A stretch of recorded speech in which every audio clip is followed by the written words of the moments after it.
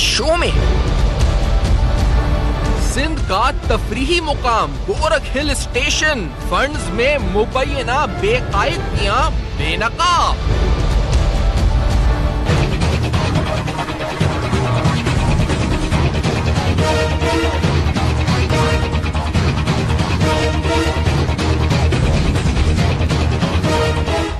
महकमा ज़राअत सिंध में गैर कानूनी तकर्रुरियां, हक़ाइक़ बेनकाब।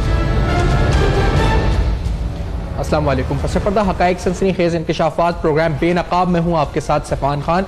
गोरख हिल ये ऐसी एक जगह है इस वक्त तफरीही मुकाम सूबा सिंध में, जहाँ जाकर आप यकीनी तौर पर, अगर गर्म मौसम है सूबा सिंध का, तो वो यकीनी तौर पर टेम्परेचर के अंदर डिफरेंस और एक आप जिसे कह सकते हैं कि बहुत ही अच्छा खूबसूरत मुकाम आप देख सकते हैं। आप जा सकते हैं वहाँ जाकर तफरीही मुकाम के तौर पर, जिसके बारे में हम सुनते आ रहे हैं और आज से नहीं सालों से कि वहाँ काम हो रहा है। वहां पे या तो इस वक्त कंस्ट्रक्शन रोड्स की जारी है, हट्स के हवाले से, होटल्स के हवाले से, एक टूरिज्म रिजॉर्ट के हवाले से, और बल्कि कॉम्पिटिटिवली अगर आप कहा जाए तो इसको कहा जाता है जी कि जो मरी है ये सूबा सिंध का मरी है उससे बेहतर मुकाम है इस वक्त अगर कहा जाए। और यहाँ लोग जाकर इस वक्त अपनी छुट्टियां स्पेंड कर सकते हैं, वेकेशन स्पेंड कर सकते हैं, वो तमाम चीज़ों से लुत्फानंदोज हो सकते हैं जो एक अच्छे वेकेशन स्पॉट पर होती हैं, वो तमाम एक टूरिस्ट स्पॉट के तौर पर मिल सकती हैं यहाँ पर। लेकिन गोरख हिल जो इस वक्त इसकी डेवलपमेंट अथॉरिटी है, इस हवाले से कुछ अहम नुकात और अहम सवालात आज के प्रोग्राम में हम उठाएंगे, और ये सवालात विद डॉक्यूमेंट्स आपके सामने पहले रखते चलें, जिसके अंदर आपको इनके एनुअल प्रोक्योरमेंट प्लान्स हमने हासिल किए हैं, इनकी जो बजट रिलीजेस इनको हुए हैं, जिसके अंदर इनको जो बजट मुख्तस हुआ है 3 अरब से ज्यादा का, 3.5 अरब से ज्यादा का, 3 अरब 61 करोड़ का, फिर इनको जो टोटल बजट इन्होंने यूटिलाइज किया है वो, और उसमें जो रकम जिसकी कोई अकाउंट फॉर नहीं है कि आखिरकार 2 अरब रुपए से ज्यादा अमाउंट, उसकी जस्टिफिकेशन कहाँ है, उसका एक्सपेंडिचर कहाँ हुआ है। ये जो फुटेजेस आप एक्सक्लूसिवली देख रहे हैं, इन फुटेजेस में जो बजायर हम देखते हैं कि अगर डॉक्यूमेंट में लिखा है कि हमने 2 अरब खर्च किए हैं, तो उस 2 अरब रुपए से सड़कों की तामीर क्या वो नजर आ रही है वहां पे, ये बड़ा अहम सवाल है। जो होटल्स, जो हट्स बनाए हैं, उनका मयार, कंस्ट्रक्शन क्वालिटी, वहां पर तमाम चीजों की एंटरटेनमेंट और तमाम जो सहूलियात फराम की जा रही हैं उनकी क्वालिटी, कंस्ट्रक्शन वर्क कितना कंप्लीट हुआ है। इन एक्चुअल 2014 में प्रोजेक्ट डायरेक्टर की तरफ से स्टेटमेंट आई थी कि हट्स के हवाले से, कैंटीन के हवाले से 80% काम हो चुका है। लेकिन प्रैक्टिकली अगर आप वहां जाएं तो आपको वहां की सड़कें, वहां की फैसिलिटीज, वो क्या 80%, 90% या 100% कहीं आसपास नजर भी आती हैं, या सालों से ये फंड्स जो है इसमें जा रहे हैं और कुछ हिसाब किताब नहीं है। हमने मौकिफ जो लिए है उनका भी, जो इस वक्त अथॉरिटी को हेड करते हैं, और वो भी आपको बताएंगे कि उन्होंने क्या कहा है। मेरे साथ पहले इम्तियाज साडियो साहब जो ब्यूरो चीफ है कराची के, हम उनसे जानेंगे कि ये मामला आखिरकार है क्या, ये माजरा आखिर है क्या। साडियो साहब आपका शुक्रिया, आपने वक्त दिया है। पहले तो ये बताएंगे मामला गोरख हिल का, सड़कें वगैरह जो हैं इस वक्त जाते हैं, तो ये वाकई में जिस तरह ये कॉन्ट्रैक्ट अप्रूव हुए हैं अरबों रुपए के, 3.5 अरब से ज्यादा के, ये सड़कों पे नजर आ रहा है, इतना पैसा खर्च हुआ है या नहीं नजर आ रहा, क्या हुआ है?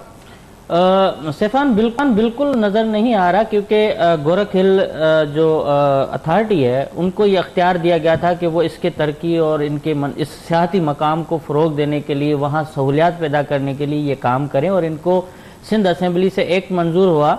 ये मोहतरमा बेनज़ीर भुट्टो का भी ख्वाब था, सैयद अब्दुल्ला शाह का भी था, नवाज शरीफ साहब भी वहाँ आ चुके हैं। एक ऐसा मकाम जहाँ तफरी अगर कहें, ग्रैंड कैनियन जैसे एरिज़ोना में है अमेरिका में, इस तरह का ये मकाम है जहाँ एक तरफ सिंध है, दूसरी तरफ बलूचिस्तान है और एक ठंडी पहाड़ी है। उस एरिया को डेवलप करने के लिए उन्होंने बहुत सारे प्रोजेक्ट लाए, जिसमें जंगलात उगाना, दरख्त लगाना, सड़कें बनाना, होटल्स देना, रेस्टोरेंट देना, हट्स कायम करना, ये सब दिए गए थे। और इस अथॉरिटी में हमें तो 2 अरब रुपए की करप्शन इसमें नजर आई है, लेकिन साबिक वजीर आला 4 अरब रुपए से भी जायद की करप्शन का दावा कर चुके हैं।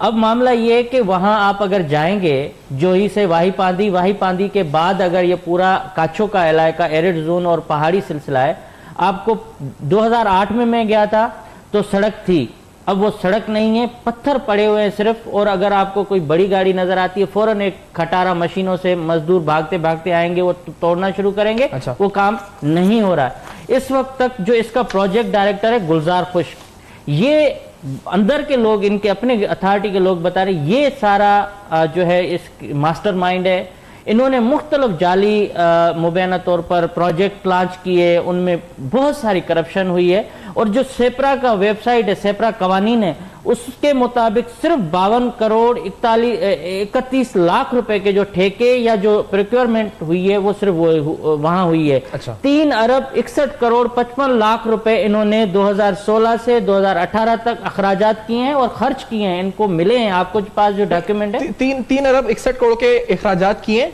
इन्होंने इनके मुताबिक के 3 अरब 61 करोड़ रुपए, ये जो डॉक्यूमेंट है इनके मुताबिक, सेपरा के मुताबिक सिर्फ 52 करोड़, सिर्फ 52 करोड़ के डॉक्यूमेंट मिल रहे हैं। और जो इसमें करप्शन और बेकायदगियां नजर आई हैं वो है 2 अरब 1 करोड़ रुपए से भी जायद के। सिर्फ 3 साल मेरे सामने जो एनुअल प्रोक्योरमेंट प्लान है चंडी साहब, मुझे बताते जाएं, क्योंकि ये जो इस पर है इसमें construction development, execution of sanitation, construction development of road, उसके हवाले से सेपरा रूल्स के तहत प्रोक्योरमेंट मेथड लिखा हुआ है और क्वार्टरली वाइज लिखा हुआ है कि कौन से क्वार्टर के अंदर ये प्रोक्योरमेंट जो होगी, इसी टाइमिंग लिखी हुई है। ये 2017-18, 2016-17 की और 2015 यानी 3 साल की मौजूद है। ये प्रोक्योरमेंट नहीं हुई है, यानी ये हुई है, फेक हुई है, क्या हुआ है? गोरख की तरक्की के लिए आलमी मयार के हिसाब से काम कराना था। जैसे सियाहती मकामात को एक इंटरनेशनल लेवल पर आप उसको बनाना चाहते हैं, तो ये आप एक 3rd क्लास खटारा कंपनियों को, खटारा कॉन्ट्रैक्टर्स को 4000 रुपए के डिफरेंस से भी आप लोएस्ट बिड करार देकर आप दे देते हैं। कई दफा कोरेंडम इश्यू होते हैं, ठेके कैंसिल किए जाते हैं। ये सारे की सारी करप्शन इन्होंने बैठकर एक कराची में दफ्तर बनाया हुआ है और दूसरा पहाड़ियों में है। वो जो खर्चा हुआ है वो कहीं नजर नहीं आता। अगर आप इनसे पूछेंगे कि ये जो सड़क आपने बनाई थी 2014 में, खुश्क साहब दावा कर रहे हैं कि 80% काम हो चुका है, सड़क तेजी से बन रही है, तो कहेंगे ये 2010 में जो सैलाब आया था उसमें डूब गई। वो सैलाब काछो में नहीं आया था, वो जोही के इलाके में आया था। वाही पांदी थोड़ा सा मुतासर हो सकता है, समझ में आती है, लेकिन एक ऐसा एरिया जहां कोई नामो निशान ही नहीं है, उस एरिया में ये नुकसान बताए जाते हैं। जो डेवलपमेंट की बात है, ड्रेनेज स्कीम आपको नहीं मिलेगी गोरख पर अच्छे तरीके से, पाइप पड़े हुए हैं, गंद कचरा फैला हुआ है। आपको पार्क लॉट जो बनाए इन्होंने थोड़ी सी उसमें भी बहुत गैर मयारी काम करके बहुत सारे ईंटें लगा के और वो छोड़ दिया है। पार्क वहां नहीं मिलेंगे। जू जो एक व्यू पॉइंट है गोरख हिल स्टेशन का, बेनजीर व्यू पॉइंट, उस व्यू पॉइंट की थोड़ी सी जगह पर ये जानवरों के लिए वहां जू बना रहे हैं जिसका कोई वहां सेंस नहीं बनता, सिर्फ इसलिए कि पैसे खर्च हो और वो वहां करप्शन हो सके, क्योंकि वो नीचे एरिया बहुत है जहां लोग रहना चाहें, कोई देखना चाहें। एक चीज तो वहां कोई है ही नहीं, सहूलत नहीं है। एक रेस्टोरेंट है, वो एक बंदा खुद चला रहा है और मैं उसकी उसको तारीफ करूंगा कि उसने बहुत सारा यहाँ के लोगों को मोटिवेट किया है। कराची के स्टूडेंट्स को, लाड़काना, हैदराबाद, वो टूर उनको अकोमोडेट भी करते हैं, जुमन जमाली। लेकिन उस अकेले के बस की बात नहीं है कि अगर वो एक इमेज अच्छा दे रहे हैं मीडिया में या सोशल मीडिया पे, तो वहां जाने के बाद लोगों को सहूलियात नहीं है। वहां जो हट्स बनाए गए थे, वो मैं एक आपसे बड़ा इंटरेस्टिंग इशू डिस्कस करना अगर टाइम हो।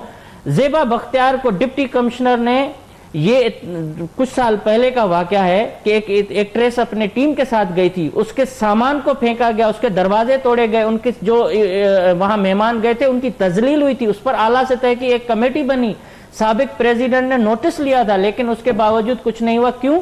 कि वहां की एडमिनिस्ट्रेशन, वहां के डिप्टी कमिश्नर, वहां के एसएसपीज, वहां के जितने भी अफसरान हैं इस गोरख हिल स्टेशन के को मिसयूज करते हैं। वहां गैर इखलाकी हरकतों की वजह से वो एक कहते हैं ना पावर मिसयूज करना, तो ये वो बड़ा वाकया। अच्छा, ये मतलब ये तकरीबन ये, क्योंकि अगर ये आप डॉक्यूमेंट्स भी अगर हम आपको भी इस पर दिखा भी रहे हैं जिस तरह स्क्रीन के ऊपर, क्योंकि इसमें वो तमाम प्रोक्योरमेंट डिटेल्स है जो उन्होंने प्लान की है, प्रोक्योरमेंट डिटेल्स। अब इसमें मसला ये है जिस पर जो फंड्स इस तरह रिलीज हो रहे हैं वो 3.5 अरब रुपए से ज्यादा मुख्तस होते हैं, 2.5 अरब से ज्यादा खर्च होते हैं, उसमें से हिसाब किताब जो इस पर है वो हमें कोई नहीं मिलता। इनमें अगर आप एनुअल प्रोक्योरमेंट प्लान 2017-18 में जाएं और अगर लेटेस्ट देखें तो इस लेटेस्ट में आपको construction of kitchen and block near restaurant बनेगा, जिसका जिक्र अभी हो रहा था।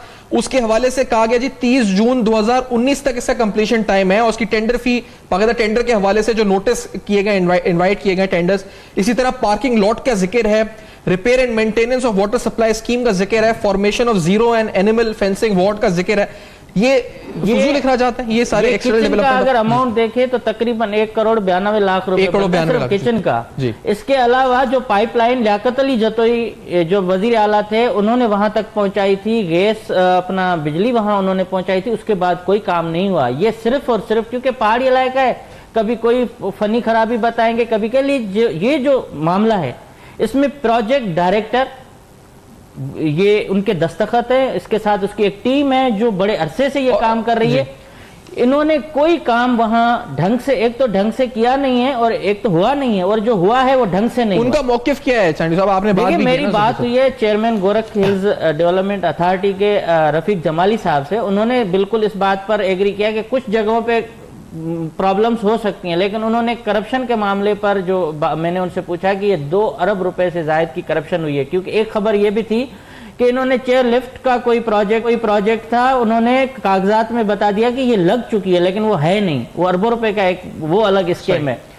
नेब भी तफ्तीश कर रही है लेकिन उसको भी ब्रेक लग गया, तो उनके मुताबिक कोई करप्शन नहीं हुई है। रफीक जमाली साहब से मैंने ये बात की कि हम आपका मौक़िफ़ चलाने के लिए भी तैयार है, क्योंकि आप चेयरमैन हैं, आप बताएं कि क्या है। तो उन्होंने कहा मैंने मीडिया को वहां जाके हालात दिखाए थे कि देखें मुझे अब ये हालत में गोरख मिल रहा है और अब उसके बाद मैं जिम्मेदार हूं। उसके बाद अब एहतजाज हो रहे हैं वहां लोग, गोरख हिल स्टेशन के हवाले से जो करप्शन है वहां जो भाई भांति के लोग एहतजाज करते हैं, नौजवानों की सोशल मीडिया पे मुहिम चल रही है। सही। दूसरा मामला यह कि चेयरमैन साहब बिल्कुल इस बात से मानने को तैयार नहीं है। जब मैंने कहा कि सर हो सकता है कि आपको मिसगाइड किया गया हो और करप्शन करने वाले ये जो अफसरान हैं आपके, खासतौर पर ये प्रोजेक्ट डायरेक्टर, सेक्शन ऑफिसर, ये जो कमेटी आप बनाइए, ये तो मुझे आज एक ने बताया कि ये जो पीडी है वो डिप्लोमा है, मतलब ये उसके पास एक्सपर्टीज नहीं है, उसको प्रोजेक्ट डायरेक्टर बना के रख। लेकिन रफीक जमाली साहब का ये मौक़िफ़ है कि करप्शन नहीं हुई और वो दिफा कर रहे हैं इन तमाम लोगों। ठीक है, ये उनका मौक़िफ़ है। एक ब्रेक की तरफ हमें बढ़ना है। आप सुन रहे हैं गोरख हिल के हवाले से सनसनीखेज मामलात और ये तमाम जो कि डॉक्यूमेंट्स के साथ हमारे सामने मौजूद हैं, फैक्ट्स एंड फिगर्स के साथ मौजूद हैं। हम ये जानेंगे कि नैब क्या कर रहा है, नैब क्या कर सकता है, और इसके साथ कवानीन जो उस पर जिनकी खिलाफ वर्जी हो रही है प्रोक्योरमेंट के हवाले से, उसकी खिलाफ वर्जी की सजा या फिर उस खिलाफ वर्जी का अगर तहकीकात हो तो मामला किस तरह और किस सिमत में आगे बढ़ना चाहिए, हम जानेंगे इस ब्रेक के बाद बेनकाब में। और फिर एक बड़ी इंपॉर्टेंट स्टोरी एग्रीकल्चर डिपार्टमेंट के हवाले से भी आगे आएगी प्रोग्राम में, लेकिन इस ब्रेक के बाद।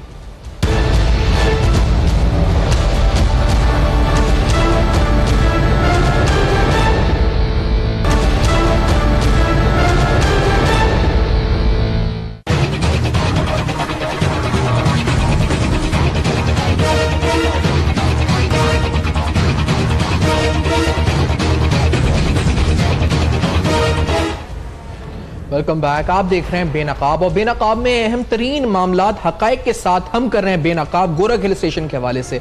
बज़ाहिर एक तफरीही मुकाम, लेकिन वहां पर अरबों रुपए फंड्स, 3.5 अरब रुपए से ज्यादा के फंड्स, उनका इस्तेमाल किस तरह हुआ, प्रैक्टिकली डेवलपमेंट कितनी नजर आती है, और प्रोक्योरमेंट के जो तमाम मामलात हुए उनमें क्या कवानीन को, सेपरा कवानीन को बिलखुसूस बलूज़ खातिर रखा गया या नहीं रखा गया, ये सारे अहम सवालात हम उठा रहे हैं। और आपको ये बताते चलें क्योंकि ये मामला नैब में जो हमारी इस पर नैब जराए से बात हुई है और इस पर दौरान प्रोग्राम भी, क्योंकि नैब ने कोशिशें की हैं जिस पर, और ये मामला अब कंप्लेन से एक इंक्वायरी लेवल के ऊपर आ चुका है, जो अगला स्टेज होता है नैब में। तो ये एक इंक्वायरी स्टेज में मामला जा चुका है नैब के पास, और ये जिस तरह हम बता रहे हैं कि जिस फंड का अकाउंट फॉर नहीं है, कि उसका कोई जस्टिफिकेशन नहीं है, वो तकरीबन 2 अरब रुपए से ज्यादा का फंड है, जिसके बारे में कोई लिखत पढ़त, कोई हिसाब नहीं है कि आखिरकार वो पैसा किधर से किधर खर्च हुआ, किस तरह खर्च हुआ, प्रोक्योरमेंट क्या हुई, किस तरह हुई। ये डॉक्यूमेंट्स आप स्क्रीन पे भी देख रहे हैं। मेरे साथ साबिक डायरेक्टर फाइनेंशियल क्राइम्स नैब सिंध जनाब ब्रिगेडियर रिटायर्ड हारिस नवाज साहब कराची में मौजूद हैं इस वक्त स्टूडियोज में। जनाब लियाकत एडवोकेट साहब ज्वाइन कर रहे हैं, माहिर कानून है कराची स्टूडियोज में, और इम्तियाज चांडियो साहब ब्यूरो चीफ हमारे साथ मौजूद हैं। हारिस नवाज साहब, आपने ये मामला सुना है, इस वक्त नैब इंक्वायरी स्टेज पे लेके आ चुका है इस मामले को, एक्सपीडाइट करने की जरूरत है ये सालों से, और आप कभी गए इधर, आपने सुना है वहां पे जिस तरह से रोड है, हम दिखा भी रहे, कहाँ गया ये पैसा जो अरबों रुपए खर्च हुआ है? देखें, ये मैंने जूही तक एरिया देखा हुआ है, क्योंकि मैं यहाँ एंटी डोकार्ड्स ऑपरेशन काफ़ी किए हैं, लेकिन मुझे पता है कि ये इस एरिया में, काचो के एरिया में, और फिर उसके बाद कीर्था रेंज में जाके ये ऊपर हिल स्टेशन है गोरख, जिसकी बहुत अरसे से कहते हैं कि इसको बहुत अच्छा एक टूरिस्ट रिजॉर्ट बनाएंगे। लेकिन जिस तरीके से अभी आपने बताया कि पैसा की करप्शन की गई है, इतना अमाउंट 3 करोड़ अरब के करीब खर्च हुआ है, क्या सेपरेट रूल्स के तहत इसको किया गया है? 5 करोड़ से ऊपर के कॉन्ट्रैक्ट नैब में ANP में लाए जाते हैं, वो उसको वेट करते हैं, असेस करते हैं, फिर उसको बताते हैं कि ठीक है नहीं, वो भी नहीं किया गया। फिर अगर इतना पैसा खर्च हुआ है तो क्या ऑन ग्राउंड कैसे ये वो खर्च हुआ है कि नहीं हुआ? रोड्स कैसी बननी है, रिजॉर्ट ऊपर अकोमोडेशन कैसी बननी है, जू बनाया गया है, सड़कें बनाई गई हैं, एंड आपके ये बता रहे हैं कि वहाँ कुछ भी नहीं है। सेकंड बात ये है कि ये प्रोजेक्ट डायरेक्टर को किसने पोस्ट किया जो डिप्लोमा होल्डर है, इसकी क्या क्वालिफिकेशन होनी चाहिए थी वो बताई नहीं गई है। फिर क्या ट्रांसपेरेंसी इसके कॉन्ट्रैक्ट अवार्ड करने के अंदर कि कितने कॉन्टेंडर्स इनवाइट किए गए, उनकी क्या क्रेडिबिलिटी थी, उनका वर्क एक्सपीरियंस क्या था, क्या आपने कोई शॉर्ट लिस्टिंग की गई, शॉर्ट लिस्ट के बाद आपने कोई निगोसिएशन की रेट के ऊपर जो एक अच्छा तरीका होता है, और उसके बाद किसको किस बिना पर और किस बेस पर अवार्ड किया गया, ये देखने की ज़रूरत है। और मैं बहुत खुश हूँ कि DG नैब सिंध बहुत ही अच्छी IAM प्रोफेशनल ऑफिसर हैं। आई विश कि वो ये प्रोग्राम देख रहे हों या नैब के कोई एहलकार और देख रहे ऑफिसर हों, तो ये भी अच्छी बात है कि कंप्लेंट वेरिफिकेशन ये इंक्वायरी में कन्वर्ट हो गई है। आई एम श्योर कि अब इसको एक्सपेडाइट किया जाएगा और ये इसको ना सिर्फ कि जो भी रिस्पॉन्सिबल उनको सजा दी जाएगी, बल्कि इस प्रोजेक्ट को चलाया भी जाए, ये भी ख़ास तौर पे इंश्योर करना चाहिए। ये बहुत बड़ा टूरिस्ट रिजॉर्ट है और इसमें इतने ये बलूचिस्तान का एरिया भी लगता है, तो बलूचिस्तान के लोग भी आएंगे, वहाँ से सारी कम्युनिकेशन, उनके टावर्स सब लग चुके हैं, और जिस साइड पे पैसा खर्च किया गया वहाँ कुछ भी नहीं, ना सड़क है, और प्रोग्रेस दी जाती है कि 80% सड़क भी बन गई है, बाकी काम भी हो गए हैं, ऑन ग्राउंड कुछ नहीं है। 2014 में बताया it is very simple 2+2 case. लेकिन हर सब मैं जो आपसे पूछना चाहता हूँ बात ये है कि मेरे पास एक पिटिशन भी है इस वक्त, मामला ये आला अदालतों तक भी गया है, ये इस वक्त पिटिशन है जो दायर हो चुकी है, इसके ऊपर भी अहकामात हैं आगे, लेकिन वो ज़ेरे समात एक सब्जेक्टिव मामला है, तो I will not go into it. लेकिन ये जो नैब है इस वक्त, ये मुख्तलिफ नैब है, ये मैं जानता हूँ अभी के सालों पहले जो नैब थी, अब एक मुख्तलिफ नैब है, एक मुख्तलिफ चेयरमैन है, एक डायनामिक चेयरमैन है, और गवर्नमेंट भी इस वक्त बड़ी अच्छी है जिस पर जो कहती है अकाउंटेबिलिटी हो। तो नाउ हम एक्सपेक्ट करते हैं कि अब ये मामला आगे बढ़ेंगे, क्योंकि सालों से जो पिटिशंस हैं, कंप्लेंट्स हैं, वो पड़ी हुई है सर्द खानों में, एक सर्द मुकाम की पिटिशन सर्द खाने में सालों से पड़ी हुई है। लेकिन अब तो हमें एक्सपेक्टेशन हाई अपनी करनी चाहिए जी। और खास जैसे आप कह रहे हैं चेयरमैन भी डायनामिक है और DG नैब जो सिंध के हैं वो भी डायनामिक है, बिल्कुल। तो आई एम वेरी कन्विंस कि इस वक्त ये बड़े अच्छे तरीके से इंक्वायरी भी होगी, ऑफिसर भी वो कॉम्पिटेंट लगाएंगे जो इस इंक्वायरी को कंप्लीट करेंगे शॉर्टेस्ट टाइम के अंदर, क्योंकि ये सिंध में एक बेस्ट टूरिज्म रिजॉर्ट बनेगी। कोई ऐसी अच्छी जगह नहीं है, लोगों को तफरीह की कोई जगह नहीं है, कहीं वो जाके अपनी फैमिली के साथ नाइट स्टे नहीं कर सकती हैं, वहाँ सिक्योरिटी कैसे की गई है वहाँ पर, क्योंकि ऐसी जगह पर है ये काफ़ी एंटी डिकॉर्ड्स के एरिया भी पहले हमने देखा हुआ है पूरा मैंने, तो यहाँ पर फिर भी जो सिक्योरिटी अरेंजमेंट जो लोग अपनी फैमिली के जाते हैं उनको तहफ़्फ़ुज़ात नहीं होने चाहिए। ये सारी चीज़ों को देखते हुए सबसे पहले तो ये गवर्नमेंट की पब्लिक मनी है, ये देखना है कि ये पैसे यूटिलाइज कैसे हुआ है, कौन जिम्मेदार है, इसका चेयरमैन कौन था, चेयरमैन किसने लगाया, प्रोजेक्ट डायरेक्टर किसने लगाया, इतने अरसे से उसकी क्या प्रोग्रेस है। ये सारी चीज़ें जब अभी होंगी, मुझे यकीन है कि 2 हफ्ते में अगर ये जिससे इंक्वायरी में कन्वर्ट हो गया तो ये बहुत जल्दी ये सबको पाकिस्तान की सिंध के अवाम को खासतौर पर पता चलेगा कि किस तरीके से ये करप्शन की गई है और इसका अजाला कैसे किया जाएगा। इसमें एक चीज़ ऐड करूं कि साबिक एक वजीर से मेरी बात हुई, उन्होंने कहा कि जब हम बोर्ड के मेंबर होते थे और हमें बुलाते थे आखिरी दिनों में, हालांकि इसका एक तरीक़ेकार ये है कि इसकी बोर्ड की मीटिंग्स होनी चाहिए लगातार, लेकिन उन्होंने सिर्फ फंड्स पर जो इलीगल ये काम करते थे उन पर वो साइन करवाने के लिए, अप्रूवल लेने के लिए हमें बुलाते थे, तो हमारे हाथ कांपते थे, हम साइन नहीं करते थे। इस वक्त तक हमने रिटन में शिकायत की चीफ मिनिस्टर को कि देखें ये बहुत बड़ी करप्शन यहाँ हो रही है, इसका नोटिस लें, लेकिन नहीं लिया गया। दूसरा, एक बाहर मुल्क की एक कंपनी और एम्बेसडर गए थे, उन्होंने 50 करोड़ रुपए की स्काई वॉक जो शीशे की एक बनती है जिसपे लोग डरते हैं चलते हुए, और चाइना में और मुख्तलिफ पहाड़ियों पर मुश्किल हालत में ये चीज़ें करते हैं तफरी मकामात पर, वो जब उन्होंने अनाउंस किया तो इन लोगों ने जो ये माफिया बैठी हुई थी और ख़ासतौर पर जहाँ के प्रोजेक्ट डायरेक्टर या दीगर, इन्होंने उनको जानबूझकर ऐसा तंग किया कि वो भाग गए, तो वो जो फ्री में चीज़ आनी थी वो भी नहीं करने दी गई। और इसके अलावा वहाँ जो हट्स बने हुए हैं वहाँ जनरेटर नहीं है, जो यहाँ से कराची से या दीगर शहरों से लोग जाते हैं फैमिलीज के साथ, जब लाइट चली जाए तो पूरी रात वो, हालांकि सर्दी तो है लेकिन एक रोशनी चाहिए होती है, एक वो पैसे खर्च कर रहे हैं वहाँ हट्स के और कमरे खरीद बुक करवाते, तो उनके लिए कोई सहूलत नहीं है। और प्लानिंग ऐसे चल रही है कि जैसे जंगल है और जिसकी चाहे मर्जी, कोई टाउन प्लानिंग नहीं है, कोई इसका नक्शा नहीं बनाया गया कि कहाँ कौन सी चीज बननी है। तो ये सारा मामला है। लेकिन अच्छा, ये जो बिडिंग के हवाले से है, मैं लगा साहब से पूछूंगा, लेकिन हारिस साहब पहले आपसे, क्योंकि ये फिर ये जैसे मिसाल के तौर पे एक डॉक्यूमेंट है जिसके अंदर 6 कंपनीज का नाम लिखा हुआ है इस वक्त, और ये एक गुल construction company, national park construction company, जिन्होंने टेंडर फीस जमा कराई है और जो काम उन्होंने किया, वर्क नंबर वो साथ में लिखा हुआ है, Abdul Qadir and company, spot and associates.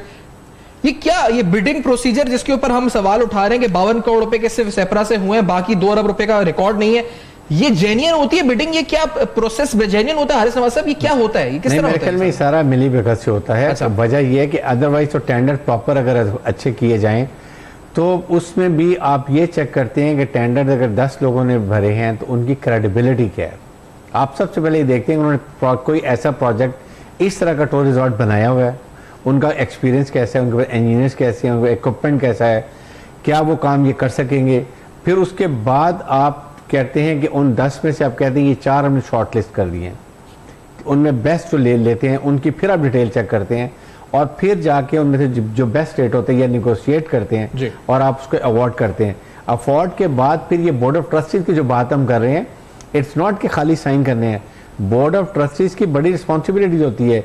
इनमें से परचेज कमेटी का एक चेयरमैन बनता है जो कि इसको देखता है, ओवरसी करता है, फिर मेजर डिसीजन जो है वो बोर्ड में किए जाते हैं और उसके बाद ये प्रोजेक्ट चलता है। तो इसलिए बोर्ड मेंबर्स भी इस पे इक्वल रिस्पॉन्सिबल हैं अगर उन्होंने अपनी जिम्मेदारियां बहुत ऐसे तरीके से नहीं दी हैं। तो ये सब ओवरऑल अब मेरे ख्याल में आप, क्योंकि नैब में केस चल रहा है, वो अच्छे तरीके से इसको एनालाइज करेंगे और उसके बाद उसका कोई ना कोई अच्छा आउटकम हो जाएगा। एडवोकेट साहब, कितना आसान या कितना मुश्किल होगा इस मामले को, जिस तरह के इस तरह के मामलात को, प्रोक्योरमेंट के, व्हाइट कॉलर क्राइम है, कवानीन है, सेपरा लॉ रूल्स हैं, हर चीज एग्जिस्ट करती है, लेकिन पकड़ना, इस मामले को साबित करना, नैब के लिए तहकीकात में आगे बढ़ाना कितना मुश्किल होता है, ये इसको, इन चीजों को आगे लेके चलना? नैब के लिए कोई मुश्किल नहीं है। वो जब से ये इसका टेंडर हुआ है और जिस कॉन्ट्रैक्टर को ये टेंडर दिया गया है वो वहाँ से शुरू करेंगे और मेरे ख्याल में ये तमाम चीज़ें, इसका भी पता चल जाएगा कि ये टेंडर जो हुए थे और जिसको कॉन्ट्रैक्ट दिया गया था, इसकी भी वो मालूमात ले लेंगे, उनको बुला के स्टेटमेंट ले लेंगे, इसके ऊपर क्या वर्कआउट हुआ, कितने अखराजात आए, कितनी इसका तखमीना हुआ, किस किस ने साइन किए। वो नैब के लिए कोई इशू नहीं, नैब जो है ना ऐसा ऐसा चलता रहता है। देखिए, सबसे पहले तो इसके अंदर कंप्लेंट्स की कि नैब बिल्कुल सोया हुआ था, नैब की जिम्मेदारी थी इसके ऊपर जो फौरी तौर पर कार्रवाई करता। उसके बाद अभी आप बता रहे थे कि एक पिटीशन भी पेंडिंग है। पिटीशन में उस वक्त जाते हैं जब इदारे जो है ना आपकी बात नहीं सुन रहे हों, उसके बाद फिर आप पिटीशन में जाते हैं, कोर्ट का सहारा लेते हैं कि देखें जी यहाँ ये जो है ना वो करप्शन हुई है, यहाँ पे ये काम जो है ना जो होना चाहिए था वो नहीं हुआ और इसके अंदर जो पब्लिक का पैसा था उसको ज़ाय किया गया और यहाँ पे जो ठेकेदार आया उसने सही काम नहीं किया। उसके बाद उस कंप्लेंट्स के बाद फिर हम पिटीशन में जाते हैं, कॉन्स्टिट्यूशन पिटीशन के अंदर फिर उन लोगों को फरीक बनाया जाता है। इसके अंदर नैब को फरीक बनाया जाता है, उस ठेकेदार को बनाया जाता है। ये तमाम चीज़ें जब लेके आते हैं तो कोर्ट जब इनको नोटिस करती है तो फिर उसके बाद इनसे कमेंट्स कॉल करती है कि भाई आपके पास ये कंप्लेंट आई तो आपने इसके ऊपर क्या किया, जो है इसके ऊपर ये जो आगे शिकायत लेके आया पिटिशनर, इसके ऊपर क्या कार्रवाई की। तो नैब, मेरे ख्याल में जब ये पिटीशन पेंडिंग गई है, जो एक कंप्लेंट गई थी वो रेफरेंस के अंदर तब्दील हो गई, उसके बाद नैब एक्टिव हो गया, अच्छी बात है कि इसके ऊपर जो है ना उनको इंक्वायरी करनी चाहिए। तो नैब के लिए कोई मुश्किल नहीं है जो ना किसी को पकड़ना, वो एक एक पाई का पैसे का हिसाब ले सकते हैं जो ना, लेकिन सिर्फ करना चाहिए। यहाँ तो सैकड़ों इंक्वायरियाँ हैं जो पेंडिंग पड़ी हुई हैं, उनके ऊपर जो है ना कोई कार्रवाई नहीं होती। लोग जो है ना जो कंप्लेनेंट हैं वो धक्के खा रहे हैं कि नैब कार्रवाई नहीं करता। भाई आप इसके ऊपर जो है ना देखें, जिसकी कंप्लेन आती है आप उसकी इंक्वायरी करें, उसके खिलाफ कार्रवाई करें, चाहे कोई भी हो, किसी भी पार्टी से हो, किसी भी जमात से हो। जो है ना ये नैब बनाया इसलिए गया है कि जहाँ पे कोई गबन होता है, जहाँ पे कोई करप्शन होती है, जहाँ पे जो है ना वो पब्लिक का पैसा मिसयूज किया जाता है, तो उसको पकड़ना किसका काम है? नैब का काम है, एंटी करप्शन का काम है। जो दूसरे इदारे किस लिए बनाए गए हैं कि इनको इसलिए बनाया गया है कि ये इन चीज़ों को पकड़ें और ऐसे लोगों को सजाएं दें, ताकि ये पैसा जो है ना, जो पब्लिक का पैसा है या हुकूमत का पैसा, ये ज़ाया नहीं हो। जो जिस काम के लिए दिया गया उसी काम के ऊपर लगना चाहिए और उसी काम को पाए तकमील तक पहुंचना चाहिए। एग्जैक्टली यही पॉइंट है जिस पर, और ये जिस तरह मैंने कहा जी, नैब अब तवक्को है कि मामला हमें जो सब जराए बताते हैं कि अब इंक्वायरी स्टेज में ये मामला जा चुका है, तो लेट्स सी कि ये किस तरह आगे बढ़ता है। यहाँ बोगस बात हो रही है, बोगस बिडिंग प्रोसीजर की बात हो रही है, फंड्स की बात हो रही है। आपके सामने कल एक मिसाल रखी थी कि पुलिस में बोगस एम्प्लॉइज हैं जिनकी सैलरीज आती हैं, बोगस स्कूल्स का हम सुनते हैं सुबह सिंध में मजमूई तौर पर, बोगस बहुत सी बोगस चीज़ों का सुनते हैं। तो महकमा एग्रीकल्चर में भी बोगस एम्प्लॉयमेंट्स हैं और ये उनका बोझ जो इजाफे पे खजाने पड़ रहा है, उस हवाले से भी कुछ अहम हकायक हैं, वो भी आपके सामने रखेंगे। ओवरऑल मजमूई तौर पर नैब की कारकर्दगी और सूबे सिंध में इंसदाद बदनवानी मुहिम पर बात होगी, लेकिन इस ब्रेक के बाद मेरे साथ रहिए।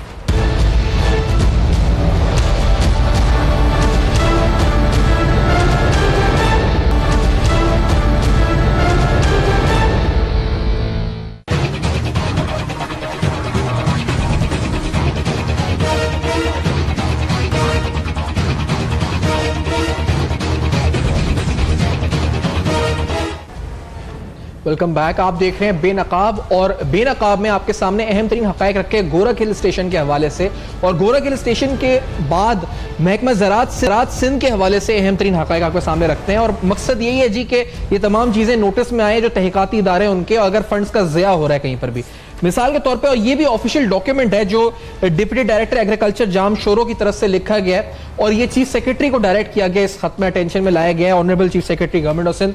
और इस लेटर में ये लिखा गया, हवाला दिया गया एंटी करप्शन के एक नोटिस का, और साथ साथ ये लिखा गया है कि जी fake partners made a fake SNE with bogus signatures and appointed bogus employees. अब ये महकमा ज़राअत में बोगस एम्प्लॉइज की बात हो रही है, ये बोगस स्कूल्स और गोस्ट स्कूल्स की तरह बोगस, यानी एक चीज एग्जिस्टेड ही करती है, उसको क्रिएट किया गया।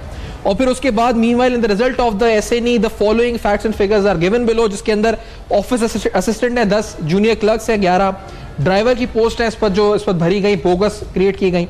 और फिर इंटरेस्टिंगली जब ऑडिट हुआ 2015, 2016 और 2017 के फाइनेंशियल ईयर का, तो इस लेटर में लिखा है कि shows that some official have drawn the additional bogus amount money trail। उस अमाउंट के जो क्रिएट की गई सैलरीज, वो लोगों के अकाउंट में पैसा गया, उसकी मनी ट्रेल ऑडिट रिपोर्ट में सामने आई। Bank statement is here by enclose, उसकी बैंक स्टेटमेंट भी दिखाई गई है। When the undersigned directed them for the clarification of audit paras, और फिर उसके बाद जब मांगी गई क्लैरिफिकेशन बाय हायर अथॉरिटीज, तो फिर उसके बाद उस ऑफिसर के खिलाफ एहतजाज हुआ, प्रोटेस्ट शुरू हो गया, और उस पर लिखा है जी कि you are requested to take a serious action. तो इसके बाद एक नैब का खत भी है जो मैं इसके थोड़ी देर बाद ही डिस्कस करते हैं, इसको आप देख रहे हैं इस स्क्रीन पे। लेकिन ये जो मामला है, पहले हारिस समाज साहब, ये क्या है इस पर है, ये बोगस एम्प्लॉयमेंट, उसकी सैलरीज अकाउंट में? देखिए, बेसिकली बात ये है कि ये हर सेक्रेटरी जो है अपने डिपार्टमेंट का agriculture secretary, no he is responsible to ensure कि तमाम रूल्स और रेगुलेशन जो कोडल फॉर्मेलिटीज़ हैं वो कंप्लीट हैं, और कहीं फॉर्जरी और गलत डॉक्यूमेंट साइन नहीं होते हैं।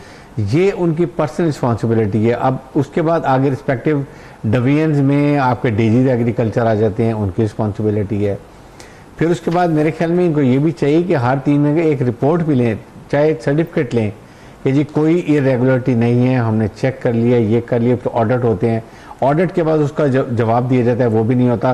तो ओवरऑल करप्शन इतनी ज़्यादा हमारे एरिया में फैल चुकी है कि no it has been taken as a legal thing कि जी चल रही रूटीन चल रही है। जो ऑडिट का बोलता है वो उसके खिलाफ एहतजाज शुरू हो जाता है, उसको विक्टिमाइज किया जाता है, उसकी सर्विस रिकॉर्ड ख़राब कर दिया जाता है, इसलिए बेचारे डरते भी हैं, सर्विस सिक्योरिटी कोई नहीं है।